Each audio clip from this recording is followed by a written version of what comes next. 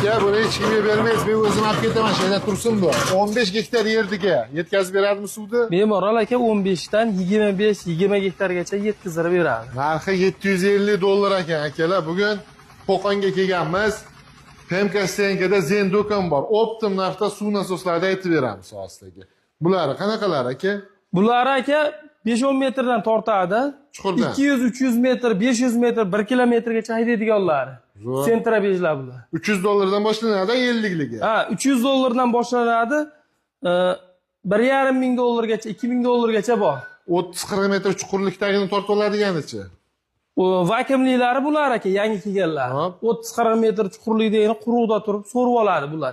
Yangi Qancha kelganlari bular. Bularimiz $500 dan $1,800 bor. Dastlabkida muammo yo'q-a? Dastlabkalarda xudo xolasa muammo bo'lmaydi, chiroyli qilib beramiz. O'zimizda jaydari motorlar. Bularimiz aka 220lari, katta suv tashlaydiganlari. 5 gektarga mana ular 7 gektarga beramiz bularni, 200 taligini.